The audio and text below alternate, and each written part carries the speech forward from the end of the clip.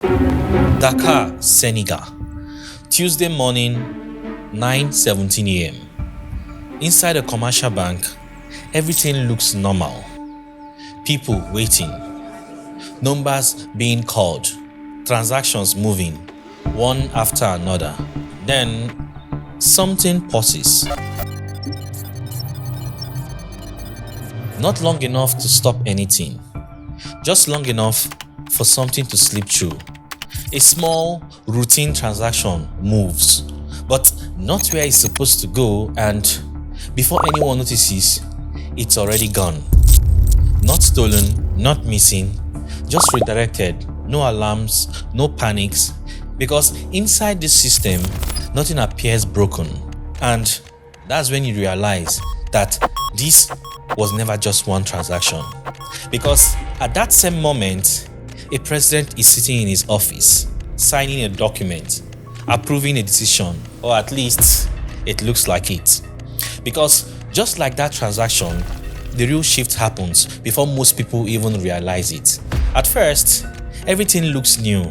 A president changes, a new government arrives, promises fill the air, and people begin hoping that this time things might finally be different. But then, something strange happens.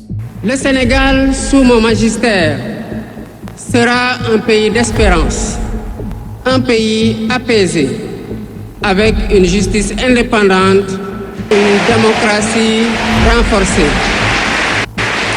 Avec telle est ma promesse sur la foi du serment que je viens de prêter.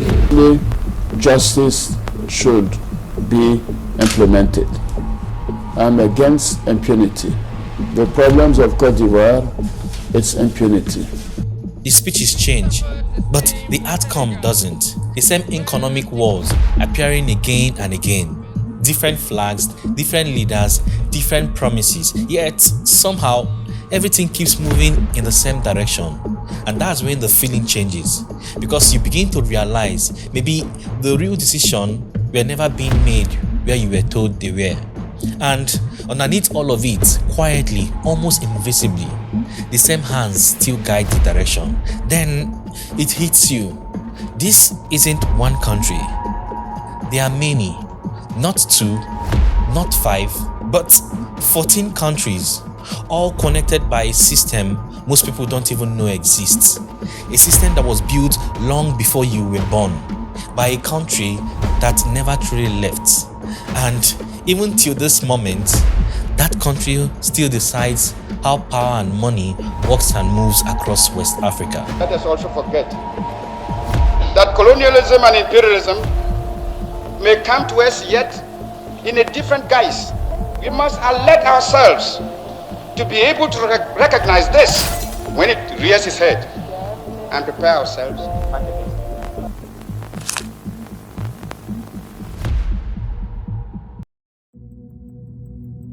Because the strangest part is this control doesn't announce itself.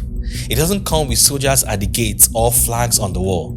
It hides inside ordinary things like your bank transfer, your signed document, your currency note, that rule nobody questions. So, to understand how it works, we have to go back to that transaction. You follow that transaction, and at first, it feels so insignificant. Just one movement, one small shift. But then you notice something strange. It doesn't stop. It keeps moving beyond the bank, beyond the city, and beyond the borders it was supposed to end in. And suddenly, that small transaction doesn't feel so small anymore because it's not alone. There are thousands like it, moving the same way and following that same path. So you start tracing it from one country to the next, but something feels the same. The numbers, the patterns, the way the money behaves, like it's all part of one system, and then you notice it, but not in your favorite newspaper, not in a speech, but in the details. The same symbol, the same structure, the same rules, repeating itself in a currency shared across borders, quietly linking economies of these countries that are supposed to be independent since 1945. CFA franc. that we must never forget that the colonial power has not left us. We must recognize that he did not go willingly. And if we don't check them, they'll come back again. They'll come back again. They'll come back again. They'll come back again.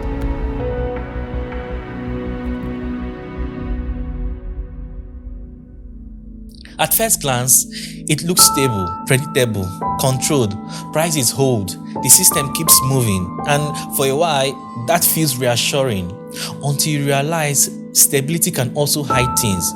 Because the deeper question was never does it work, but who was it really designed to work for? Because when you look closely, this isn't just money moving, it is control. Control over how far that money can go and over what decisions can be made. Big dream, big hope, it was just sucked out. Of mass exploitation, of the ecstasy of independence, and of how with liberation, a new scramble for resources. Imagine for a second, you are the finance minister of a West African country. Your country produces cocoa, coffee, gold, uranium. Your population is young, growing, full of potential. On paper, your economy should be rising fast. But then reality begins to close in. You cannot freely devalue your currency to make your exports more competitive. You cannot fully set interest rates based only on your country's economic condition. And for years, a portion of your national reserves, which is your country's savings, had to be deposited elsewhere, not in your country, not in any African institution, but in Paris, inside the French treasury. And suddenly, you begin to understand the deeper issue. Because now the question changes not why are those economies struggling, but how much freedom did they actually have to shape themselves differently? Which means when your president signs a policy, he's not starting from zero. He's operating inside a structure that was already designed long before he came into power. A structure with limits, invisible ones, limits on money, limits on policy, limits on economic direction. And once you see that, that transaction begins to make sense because it didn't go the wrong way, it followed the rules. Rules set somewhere else, which leaves you with one question. If this system wasn't built here, then who built it? And why does it still control so much today? To answer that, I need to take you through a journey to the times when these countries weren't making their own decision. A time when the rules were being written for them. West Africa, before independence. When the lines were drawn on the maps, during the period our resources was identified, which eventually led to the creation of this system, not for growth, but for control. And at the center of it all was one country, France.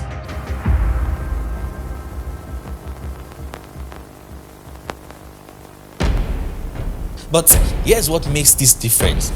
When independence came, the system didn't disappear. It changed form. The flags changed, the leaders changed, the names changed, but the structure still remained.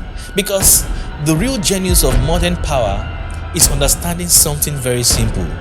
That you do not always need to own a country to control it. Sometimes you only need influence over the people running it. But behind many of these decisions, behind the meetings, the agreement, the sudden political shift, there was one man operating quietly from Paris, Jacques Foccart. A man most Africans never heard of, exactly the way he wanted it. From the early 1960s until his death in 1997, Foccart quietly helped shape France's African policy across multiple governments. No public spotlight, almost no interviews, very little paper trail. But what he left behind were consequences. Phone calls that reportedly reshaped presidencies, relationship with African elites, intelligence network, military influence, financial systems that survived long after colonialism officially ended. Because Foccart understood something most empires were still learning. You do not need to rule people directly if you can shape the systems surrounding them, the banks, the military partnership, the political elite, the flow of money itself. And why ordinary people celebrated independence publicly, behind closed doors, another set of documents was already being signed. Documents most Africans would never hear about. The Cooperation Agreement, signed between France and several newly independent African states, covering defense, finance, foreign policy, natural resources, and communications. At first glance, they sounded harmless. Partnership, protection, economic cooperation, stability. But over time, leaders began noticing something strange. The influence never really left. French military assets remained. French companies kept strategic advantages, and somehow major financial decisions still seemed to point back to Paris, which meant instead of direct control, a different kind of system had been introduced. One that didn't always need soldiers, just agreements, policies, and rules. And at the center of those rules was the currency you just saw. At first, it sounded practical. A shared monetary system, stable exchange rate, lower inflation, easier trade, but systems like these often refuel themselves slowly. And that's why that transaction made sense, because it wasn't random, it was actually following a path that was created long ago, a path that still exists, that is still active, still shaping decisions, still shaping power. And the deeper you go, the clearer it becomes that this isn't just history, but an event that is still happening. And if it is still happening, then the question changes from who built it to how it still works right now. But then you start looking closer and something begins to feel strange. The currency moves across Africa, but the real flexibility behind it doesn't fully belong to the countries using it.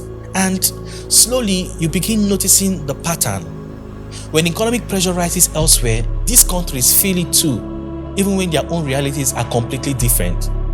A farmer in Senegal, a trader in Mali, a business owner in Ivory Coast, all affected by decisions made far beyond their borders. That's when something begins to feel wrong, because the system stops looking like cooperation and starts looking like control. Suddenly, the question is no longer, does it work? But who was it really built for? Because once a country becomes tied to a system like that, the leaders stop making decisions freely. Every major choice comes with pressure attached to it, and that's where the real control begins. So when your president signs a policy, he's not just thinking about his country, he's thinking about the system, what it allows, what it restricts, and what happens if he steps outside it. Because stepping outside has consequences: economic pressure, financial instability, and isolation. Maybe that's why this story feels personal, because for most people, these systems are not experienced as politics, they are experienced as daily life. As darkness during another power outage, as a university graduate searching endlessly for work, as a father unable to afford food that cost half the price a few years ago, as a mother calculating how to survive another month inside an economy that never seems to stabilize. And eventually, people stop asking, why is this happening today? And begin asking something deeper. What kind of a system keeps producing the same outcome across generations? Because by now, you start noticing something uncomfortable. Many of these countries gained political independence, but their economies remain tied to structures designed long before modern generations were born. Structures influencing currency, trade, debt, foreign reserves, military cooperation, economic direction, and over time, those structures begin shaping everyday life itself. The value of money, the cost of importing goods, the ability of industries to grow, the opportunities available to young people, even whether governments can make certain decisions without external pressure. And that's the part many ordinary people never see directly, because systems like this don't announce themselves. They appear quietly through inflation, through unemployment, through dependency, through economies that somehow remain fragile despite enormous wealth beneath the ground. So, when a young man in Dakar cannot find work, when a family in Lagos lives with constant blackout, when a student in Bamako wonders why opportunities feel so limited, the answers may be larger than individual governments alone. Because this story was never simply about France, Africa, or colonial history. It was about power, how power survives, how systems survive, And perhaps the final question is not whether the system existed, but whether the region can imagine a future beyond it. Because the moment people begin imagining a different future is usually the moment history begins changing. My name is Bradovo, and I'll see you in my next video.